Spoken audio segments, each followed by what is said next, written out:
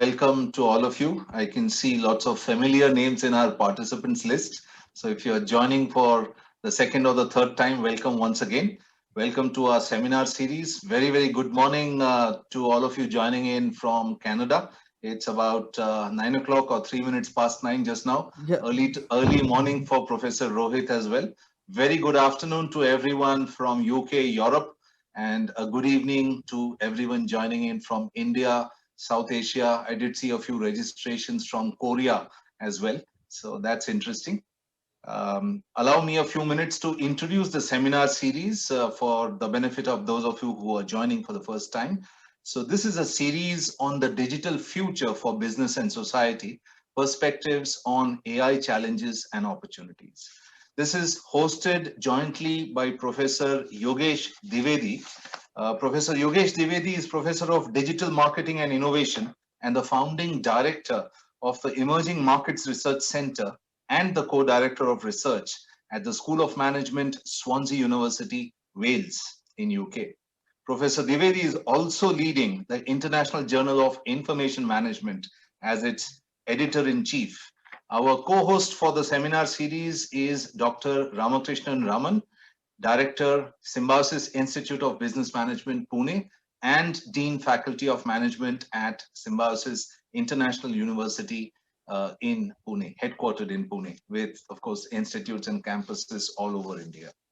This series, very interestingly, is supported by the Center for Technology, Innovation, Management, and Enterprise at the University of Kent, UK, Digital Marketing and Analytics Special Industry Group, Academy of Marketing, Grenoble IE Graduate School of Management, a Grenoble INP School of the University of Grenoble Alpes, Swansea iLab Innovation Lab at Swansea University, the e-business and e-government special industry group, British Academy of Management, and the UK Academy of Information Systems. This seminar series is actually inspired by various perspectives on artificial intelligence and its transformative potential presented in a recent perspective article by Divedi et al. 2019. AI undoubtedly offers a transformative potential for the augmentation and even potential replacement of human tasks and activities within a wide range of industrial, intellectual, and social applications. The pace of change in this AI technological age is staggering, with new breakthroughs in algorithmic machine learning and autonomous decision making creating new opportunities for continued innovation. The impact of AI could be significant with industries and sectors ranging from agriculture, finance, healthcare, manufacturing, retail, supply chain, logistics, utilities, all potentially disrupted by the onset of AI technologies. This seminar series will present various perspectives from a number of leading expert speakers to highlight the opportunities and challenges posed by the rapid emergence of AI. In fact, today's seminar is the 11th seminar in the series of 15 seminars. So we are done with 10. Today is the 11th one, and there are four more to go. Allow me to introduce our speaker for today, uh, Dr. Rohit Nishant. So Dr. Rohit Nishant is professor of MIS at the Faculty of Administration Science at University Laval in Quebec, Canada. He is also the Access Leader for New and Emerging Technologies at Information Technology and Business Research Center, CERTIA, and a researcher at the Center for Research on Intelligent Communities. His research interests include Green IS, IT value, business, social, environmental sustainability, AI for sustainability, and to address grand societal challenges. His work has been published in journals such as MISQ, MISQE, JAIS, JSIS, ISJ, and of course, the International Journal of International Management, IJIM. He is Society for Information First Prize winner in 2010 and his dissertation won the World Future Foundation Prize for the best PhD thesis in 2015. And Dr. Rohit has done his PhD from National University of Singapore Business School a few years ago, following which he worked for a few years in France, and he's now based in Quebec, Canada. Dr. Rohit Nishant, welcome, and the floor is all yours. Thank you, Professor Sandeep. Thank you for such a nice introduction. And thank you to Professor Yogesh and Professor Raman for inviting me for sharing my work. So let me start sharing my screen, and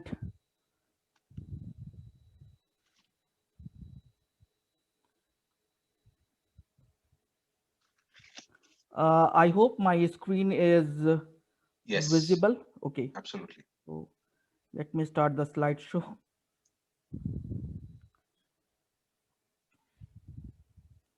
Okay, so let me disable the use of technology and let it be in the normal format without any subtitles.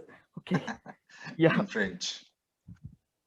Okay, so in this presentation, I will be talking about the artificial intelligence and grand social challenges. What are the emerging empirical evidence and agenda for research? This project has different milestone, and the first milestone, I'm thankful to Professor Yogesh for providing us an opportunity to publish in International Journal of Information Management.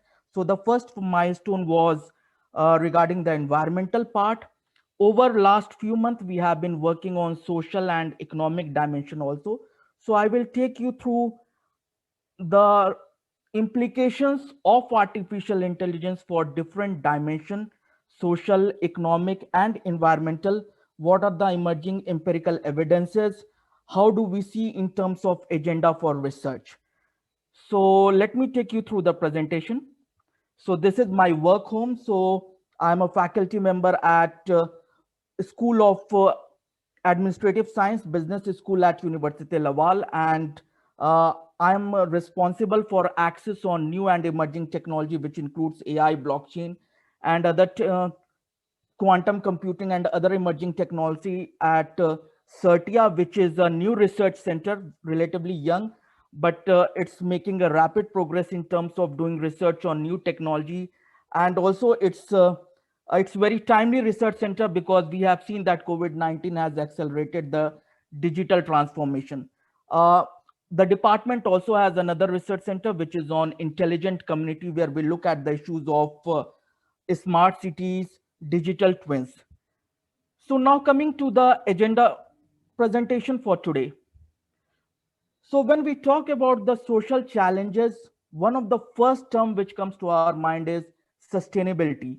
It's a very broad term because if you look at the definition of sustainability, it just talk about living in a manner so that we don't take the opportunity away from future generation to live the same standard of life. If you look at the classical definition of sustainability, that's how it's defined. It has three pillars: environment, social, economic, financial. So in a way it spans all the dimension of the society. If you look at the UN sustainable development goals, which are 17 in number, they talk about broad range of issues, starting from poverty to biodiversity. So I will be talking about the research, my research, and what we are seeing when we are researching these use of AI for these specific dimension. So first one is the environmental dimension. Okay, so this is the work which was published in IJIM last year, and my collaborator for this project is Mike Kennedy from UBC and Jacqueline Corbett. And I must say that I have been fortunate enough to get guidance from senior professors like Professor Yogesh, my supervisor, and also I have been lucky to have a lot of interesting collaborators. So whatever work you are seeing today is the outcome of several brains which have guided me as well as collaborated with me.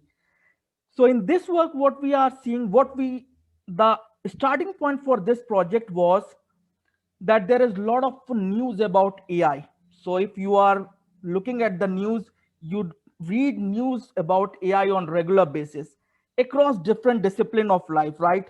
So some people, for example, few years back, we had a website saying that what is your probability of your job being substituted by AI, and that was quite popular among all the students because I was teaching in France, and many times the question was, okay, so I am doing this, will it be relevant few years down the line? Why should I do this?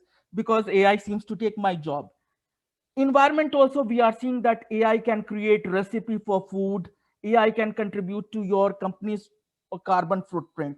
So as a social science researcher or as a researcher, curiosity is always, it's the our main characteristic. So we got curious as a bunch of researchers to see that, okay, we are hearing a lot about AI, but really what it means. And we basically started looking at it from a social science perspective, because already people in computer science engineering are talking about in technical terms.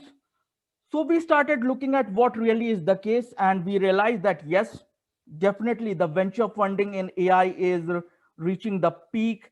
We can see that the venture funding has increased tremendously, but we are also seeing a lot of divergent opinion, particularly outside the technical discipline, about that AI is too much focused on technical complexity, like creating a better algorithm, writing a better program, coming out with different approach to learning. So you had supervised, unsupervised, reinforcement, different kind of learning coming.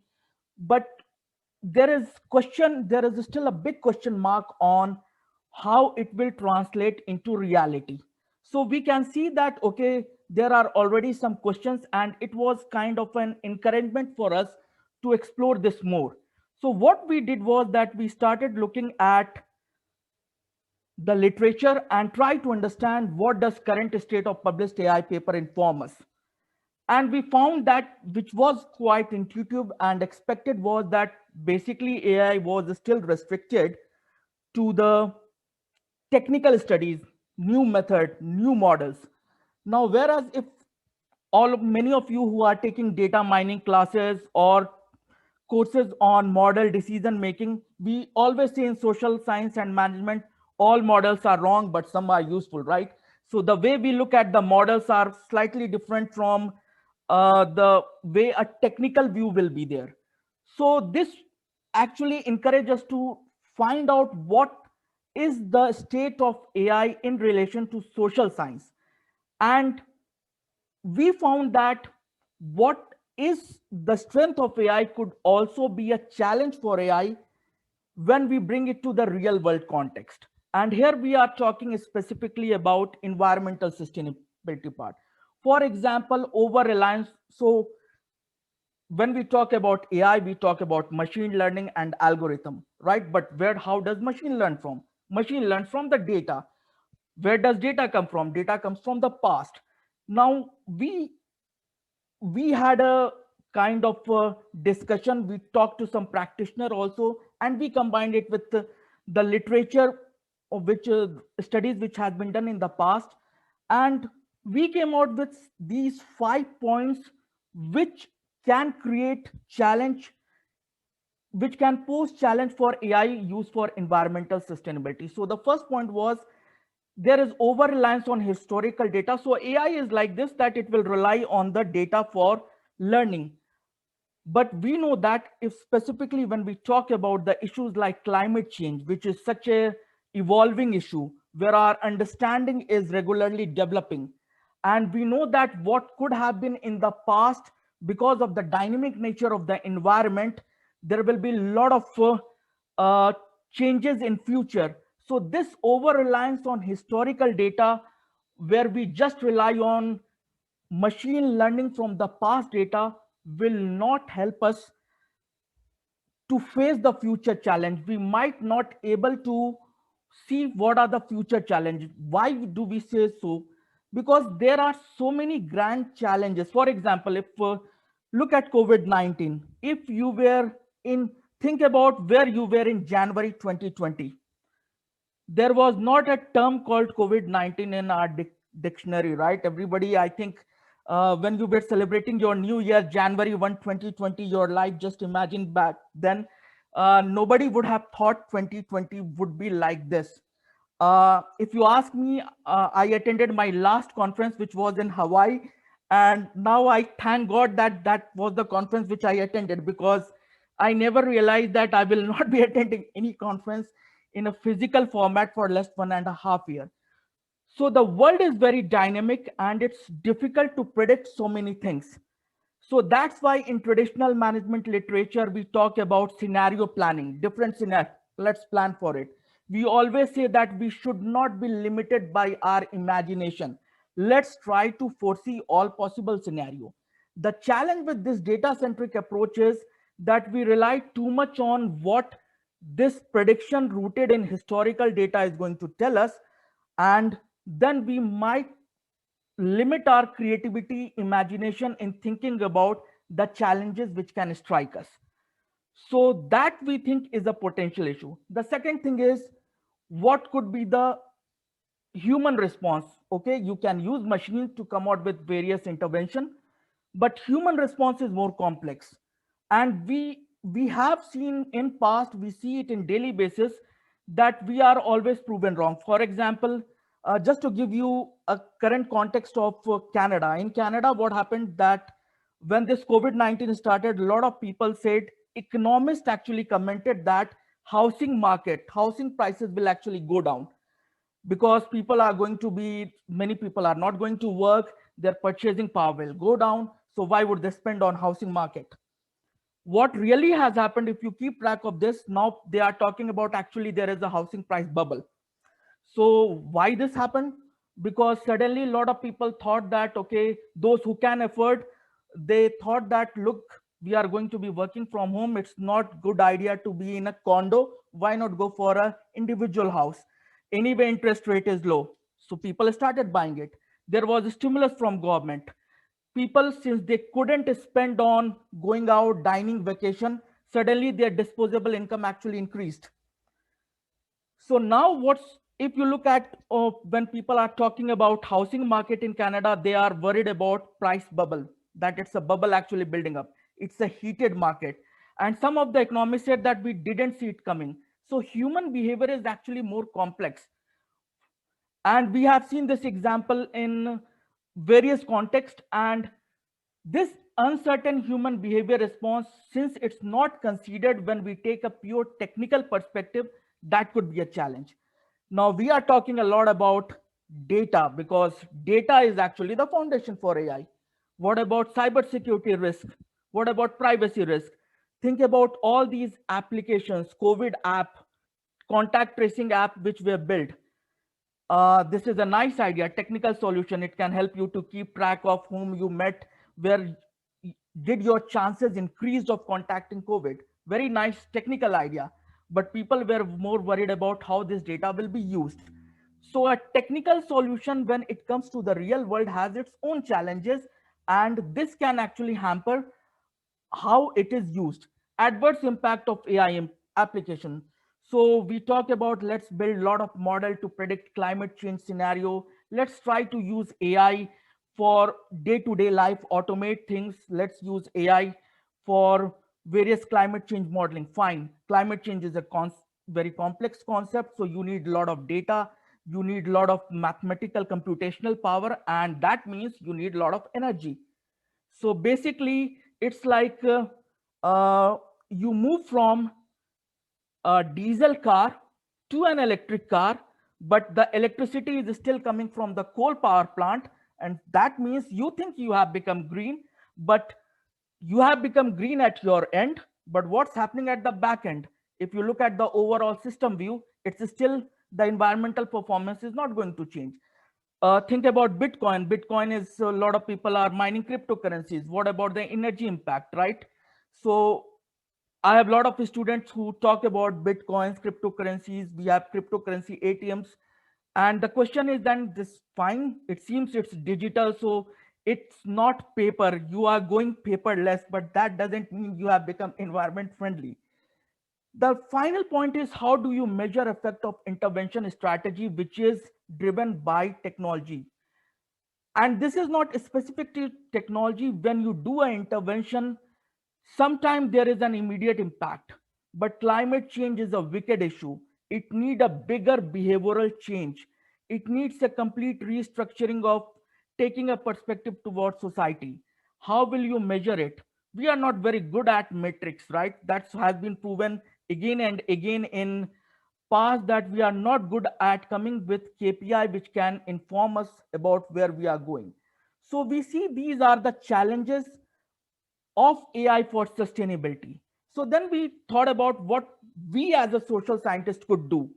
And some of these are already being talked about in other discipline also. But as a social scientist, if you look at social science research, still we are uh, not, we are doing more traditional studies. So we basically, we had some points to say that these are the future studies focus areas. Look at multi-level, look at as a system. Now many of us who have been trained in say, statistics, econometrics, or even case study, they take a system view. But if you are in statistics, if you are in econometrics, you will look at, is A related to B? So we are looking at one-to-one relationship, which is fine because that's how you actually tease out the effect. But climate change problem, there are so many level of interaction. One thing can impact the other things. There is a positive feedback loop, negative feedback loop, that looking at just one-to-one relationship could be problematic. When we talk about designing AI, let's talk about design thinking approach, where we do beta testing, where we actually just don't look at a technical problem, but we also consider psychological and sociological context to come with a better design for AI.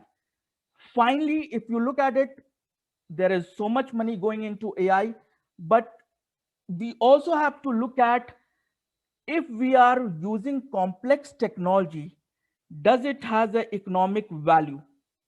So we have to look at these things. Now, when we look at how AI for sustainability is evolving in practice, we are seeing distinct trend. We are seeing that yes, AI and ML is used to generate data, which is a good idea, that AI and machine learning should be used to generate data. So you can see company like True Value, NOSA Data, and there are many. If you are using Refinitiv, Bloomberg terminals, so they are trying to come out with a new approach to give you data. So that's the technical part of it. You are getting data. Now it's important for social scientists, business school, anthropology, social science department to make use of that data to understand how AI implementation will influence environmental sustainability and other social challenges. Also, we should be able to use AI driven, the data which AI is able to generate for improved environmental governance. So we talked about this project. This was published in IJIM. We started developing it more about how we can understand more about AI use in firms.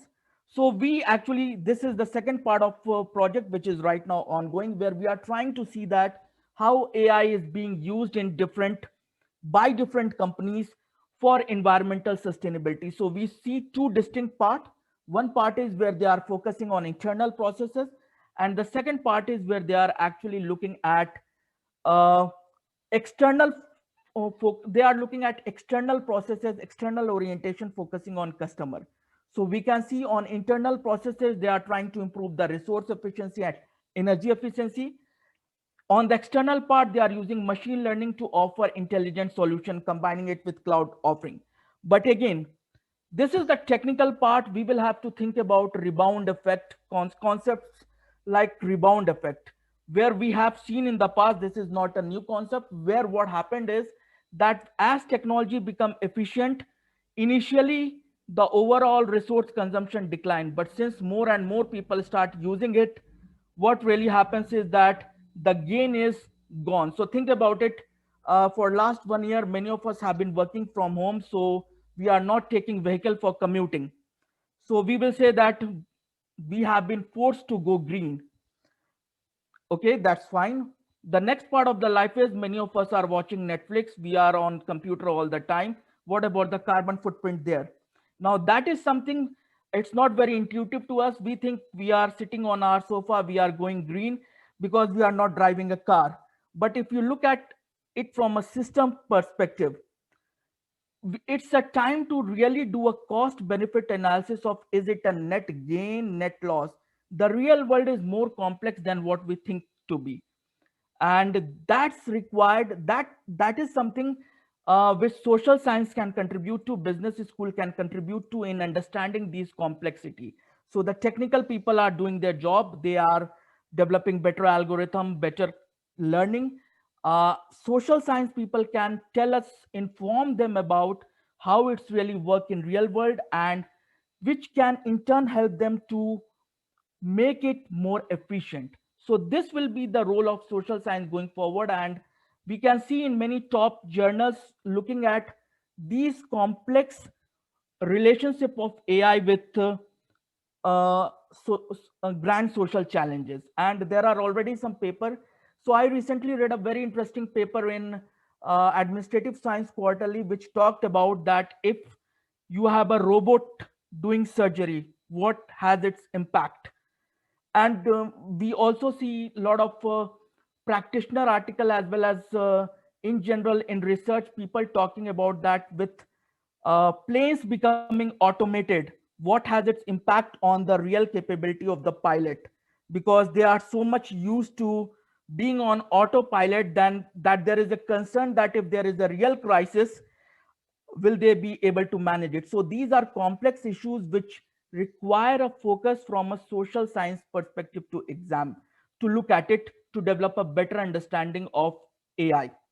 So the evolving issues which we see is focus on social dimension of sustainability. We should look at the data which is used for training the algorithms. Is it perpetuating any kind of bias? So we have seen some example where certain algorithm was used for recruitment and it was found to discriminate against certain demographic. We also need to think about demand supply mismatch. What we mean by demand supply mismatch is, it's one thing to read that everything will be automated. The question is, okay, everything will be automated, so rather than producing 10 units, you will start producing, say, 1 million units a day. Fair enough. But the question is, if there is a society where there is a focus only on supply, what about the demand side? If you look at the debate on Indian economy in last 1 year, so whenever government was announcing any stimulus, so a lot of economists were saying that it's a supply side stimulus. What about the demand?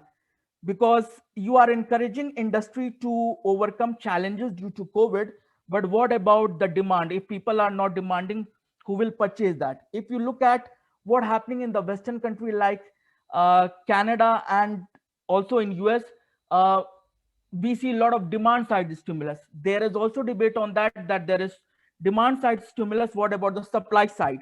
So this is a very intricate balance which has to be done. So we have to think about how much automation is required, how much is not. We can't have a society where people are out of the job, so they don't have money to purchase products which robots are manufacturing in a big quantity. That will create another kind of imbalance. So we have to think about that.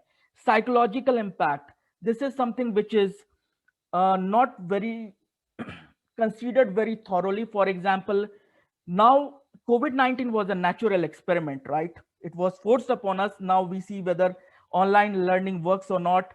Who knew about Zoom fatigue 1 year back? We knew just about fatigue. Now we talk about Zoom fatigue, and there are a lot of interesting things coming, right? That a lot of people say that we are more stressed out in Zoom meeting because we are seeing so many faces at the same time. Because when you are talking one to one, you are seeing only one face, but now you are seeing 20 faces, so the screen is split and then you are looking at each one of them. So psychological impact is very important. The new technologies are coming, so what will it impact? It will have an impact on our psychology. This has to be considered, because at the end of the day, humans are a psychological being. So these evolving issues actually form the basis for our other ongoing projects which relate to the social dimension.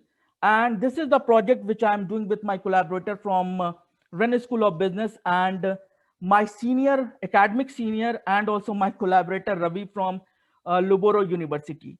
So in this, what we are trying to see is that we are trying to understand AI use. And if you read articles, you will see that a lot of articles are talking about problem with AI use.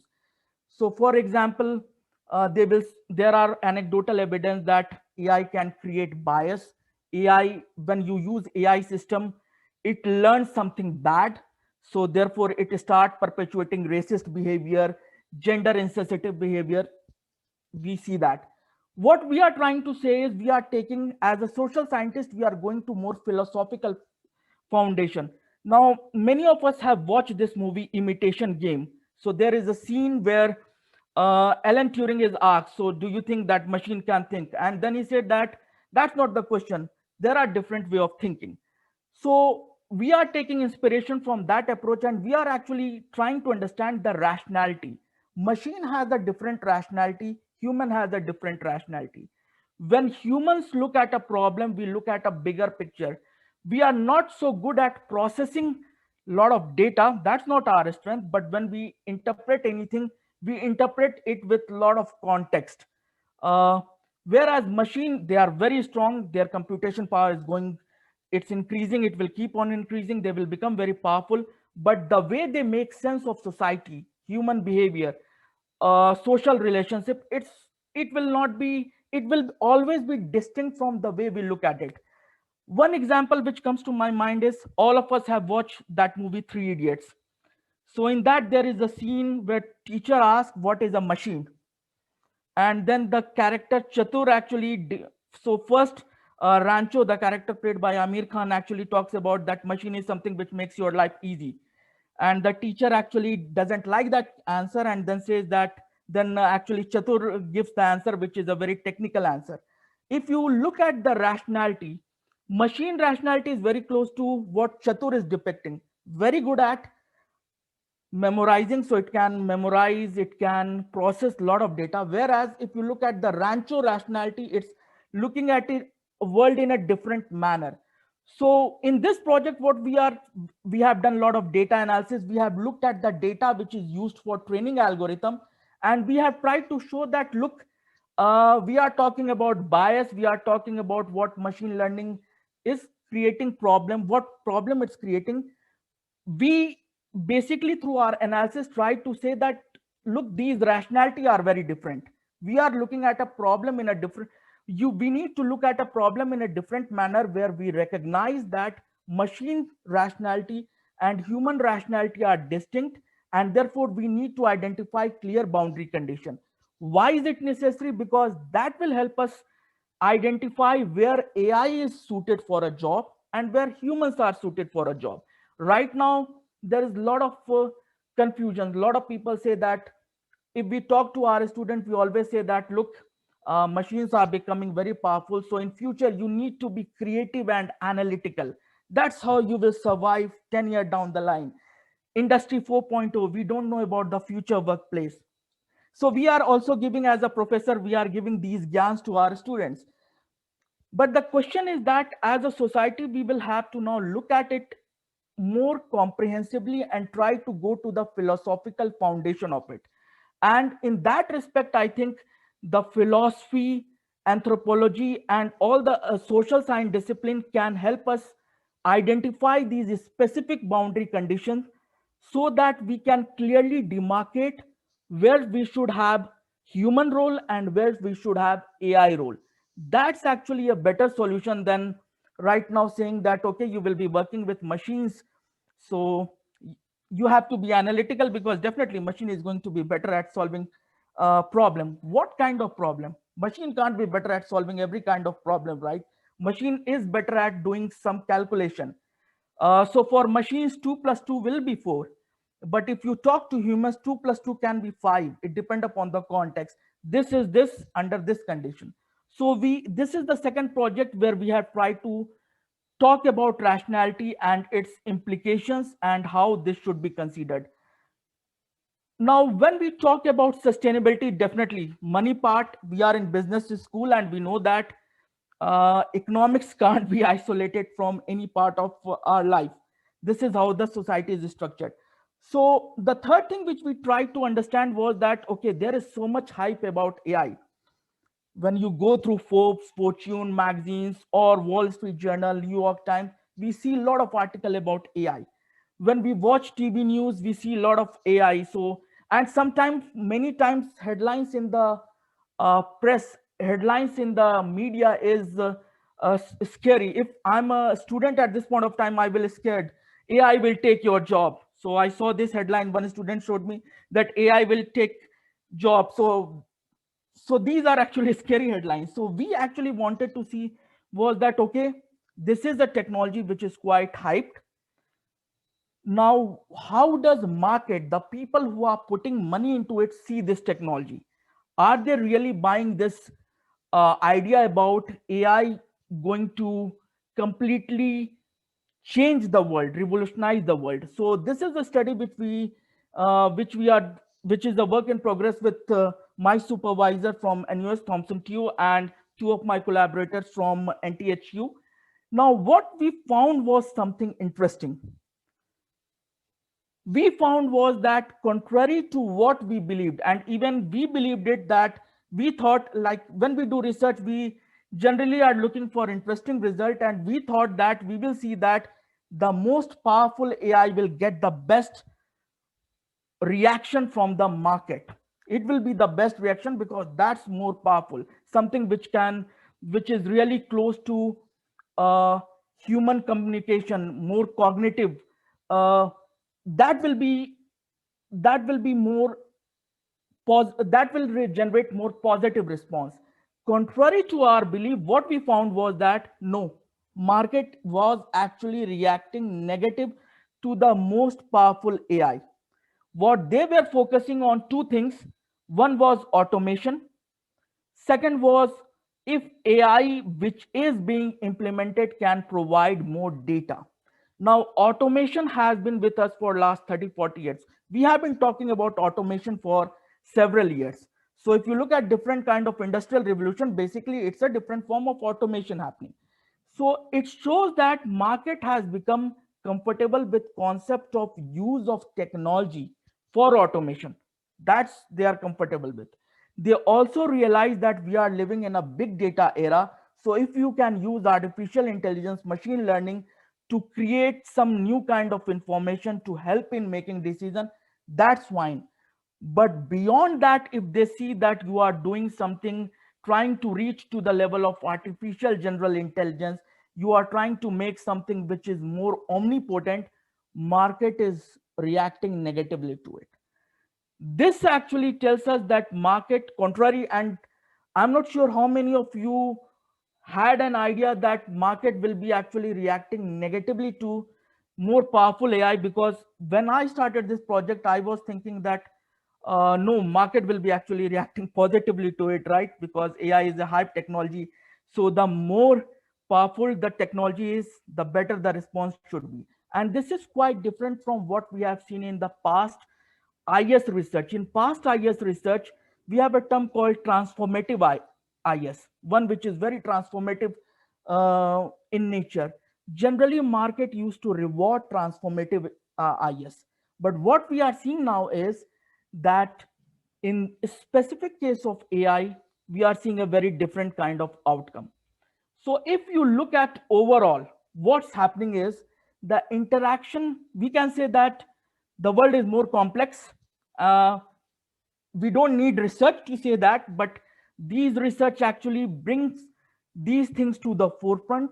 How interaction between artificial intelligence and human intelligence is managed will be the key to the success of AI, and that how human intelligence is responding to AI should be the corner, should be the foundation for designing better AI. Now the first estimate sounds so intuitive, right? So interaction between AI and HI, it should be the key to the success of AI. And since there are so many, lot of people are working on AI, so we should be able to achieve it. But we can see with the current experience as well as experience in the past, this statement, though it sounds very simple, it's very difficult to achieve. So it's going back to our traditional IS literature where we talk about people, process, and technology. And we always, the conclusion was that, okay, technology in the end is not something which gives you advantage. It's your people and processes which gives you advantage. And we have seen that this is easier said than done, because technology is the easy part. You can procure it, you can purchase it, you can outsource it. People and processes, it's are more difficult. Now this is such a vast ranging topic where there are multiple stakeholders. So now governments are becoming increasingly aware about what these technology can do. So think about different regulations coming in, government talking about data center being in their countries, geopolitics is coming in because AI is such a powerful technology that the country who has better AI has a lot of power in its hand. Quantum computing, very powerful technology. So regulation is coming in. There is a lot of concern. The society awareness is actually coming in.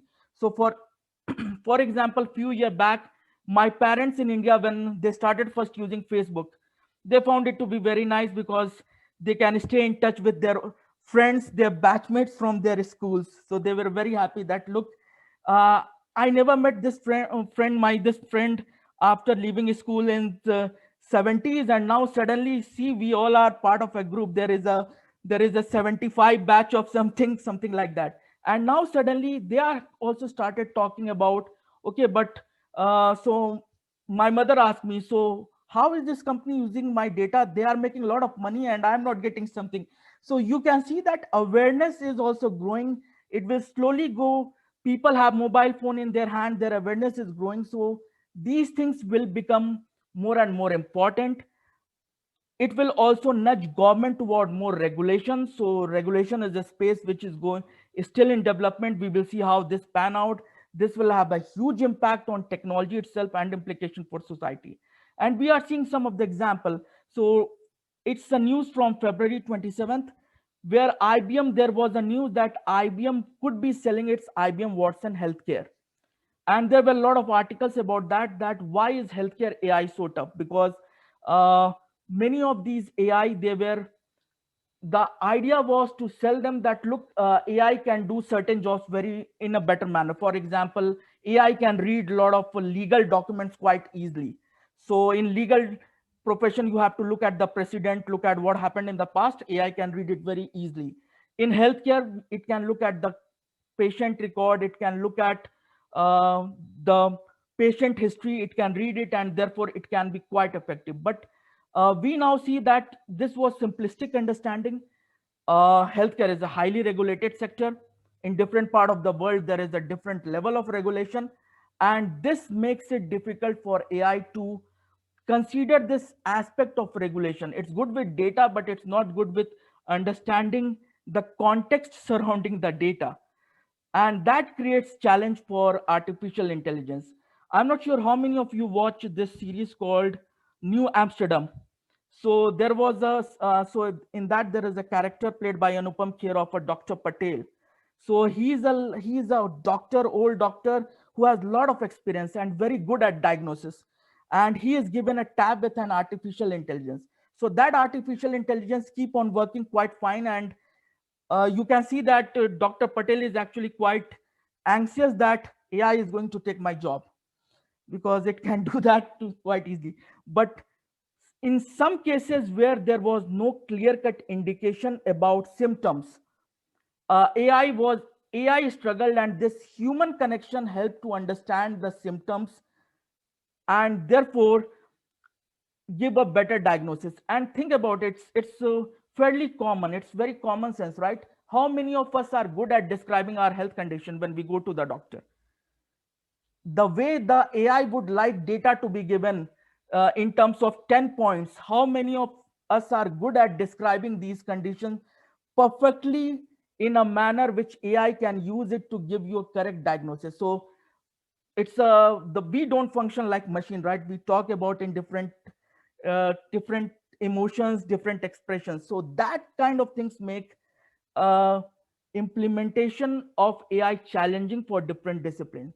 So the main thing is we just have to identify, rather than taking this view that there are two views right now. One is AI can do everything, and then there is a view which says that no, this is just useless crap. We have seen this before. It was talked about ERP will change the world.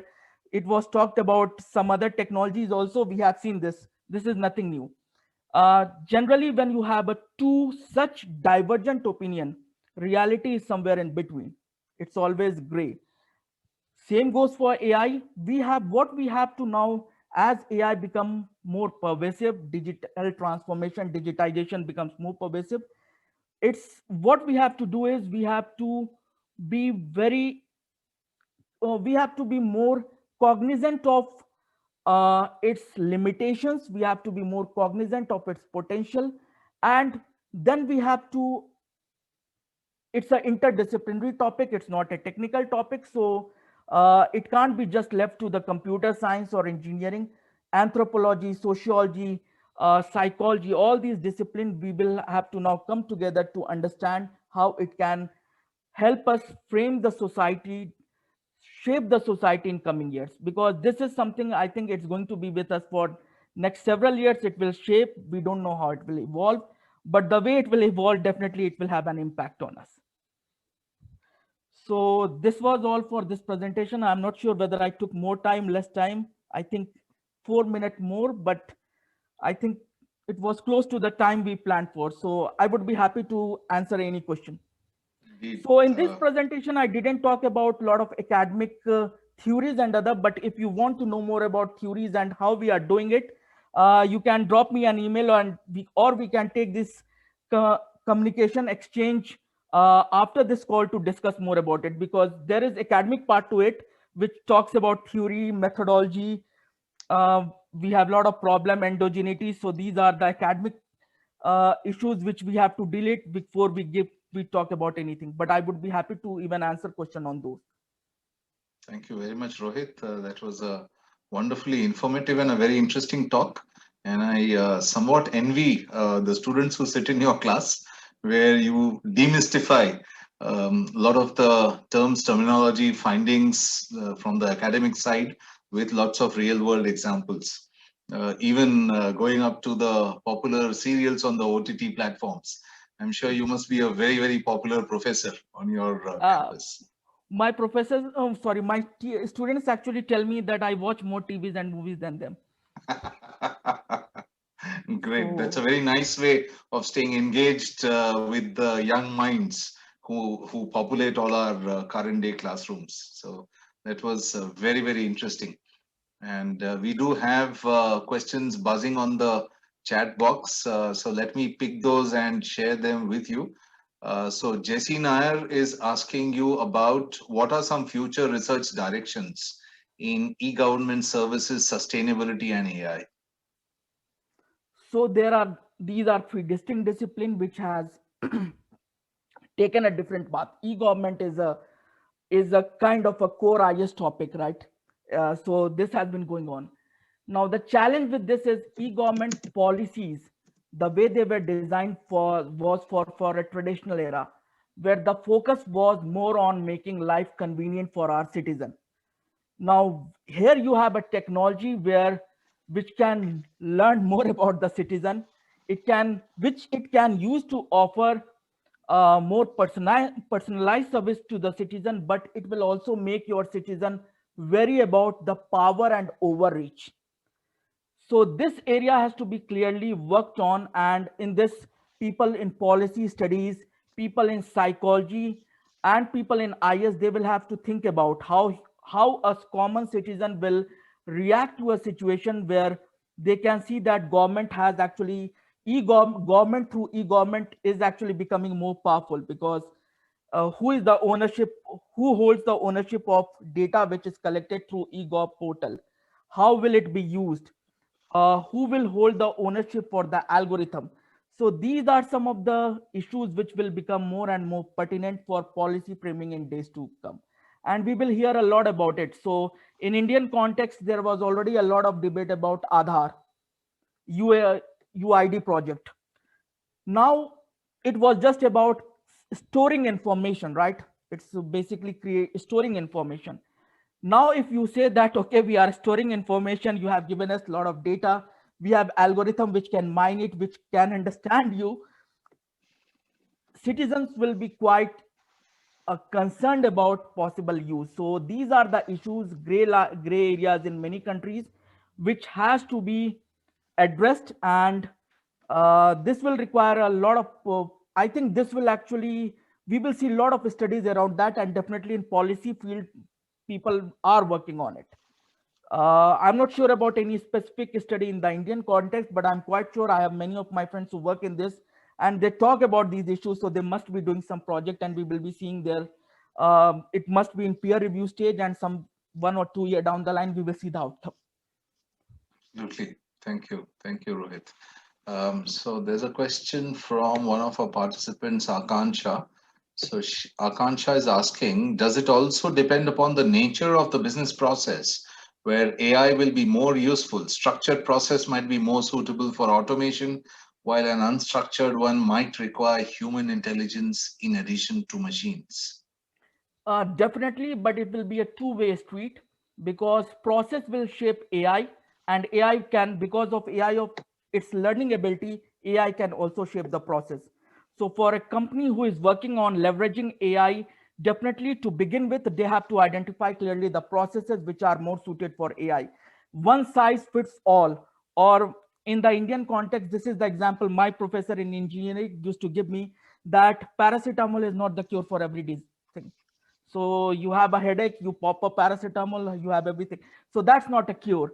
So you have to take a very nuanced approach. You have to identify the processes which is more suited for AI, and slowly, because you can't have a process in silos or too many silos within the organization. So the processes which are outside of it, they will have to also evolve to fit it. So definitely structured and unstructured boundary, that's very well put, but there are many processes which are semi-structured. So that will be the gray area where actually there will be challenges. Indeed. Um, so Rohit, you also talked about AI in healthcare. Yes. Any use cases that you're aware of that you can share with our participants? Okay, healthcare is not my research area per se, so my understanding is just based on the reading, like many of the audience will be. Uh, when I was reading about I was reading more about AI application in healthcare, so I came across this IBM Watson case where there has been, and some Google AI case where some of the AI technologies, they couldn't achieve what was intended from them, and they found that there are a lot of issues, regulatory issues. So think about it, if regulation is the issue in healthcare, it also has implication for other sectors which are heavily regulated, insurance sector, finance sector. So we can draw parallels, but I will say I will not like to give more comments on that, because my understanding of healthcare is also limited, and as an academic we tend to be more conservative.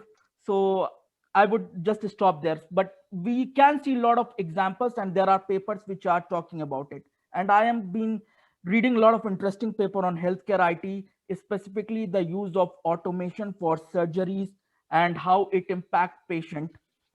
So, and definitely I see a lot of, there are a lot of healthcare series on TV, Netflix. So when you watch this, but they are not scientific article, right? So I can't just make my opinion based on them. Sure. So by inference, then perhaps we can ask you to share some use cases from your areas of research. Yes, so in my areas of research, we have been looking at environmental sustainability a lot, and we Mhm. are trying to see how companies are using it. And so this is a work in progress, and we have found that in last 2 3 years, there has been a sea change in the way company approach artificial intelligence for environmental sustainability. Their focus is primarily on using better algorithm for improving the energy efficiency. So definitely they are targeting algorithm to reduce the resource footprint. Now the challenge in this is very fine approach. The challenge in this is we are not sure, and we are talking to companies. We are trying to do more empirical analysis to see that whether companies have factored in the rebound effect. Means you suddenly discovered that my data center, if it used to consume say 10 unit of energy, now it consumes only 1 unit of energy. But our economy is centered around growth. Business, we have to show growth. So now we realize that we can do with 1 unit of energy, so we actually add 10 more data center to it. So then you have actually consuming 11 unit of energy. So rebound effect is going to be something which need to be factored in. We are exploring whether how companies are looking at it. But one of my paper, which was at a country level study way back in 2014, where we found that uh, rebound effect, it kicks in, and the way to resolve this is you have to continuously improve technology. You have to keep it, make it more and more efficient. So in AI case, we will have to think about that. Is there a Moore's law for energy efficiency improvement? So there are a lot of interesting questions in that area. Wonderful. I particularly enjoyed your example about the electric vehicle and about how that is getting charged by fossil fuel power. So it's a little bit like kicking the can down the road, and somebody who has a EV says, "I'm holier than thou." But hey, that electricity going in was probably generated by coal. Yes. But now, if you look at the charger, you can build a lot of intelligence around that. So as soon as you plug in a vehicle, that should be able to sense that is this a fast charger or is it a regular charger? What is the kind of battery? And flash a message back to the user saying expected wait time for charging is X.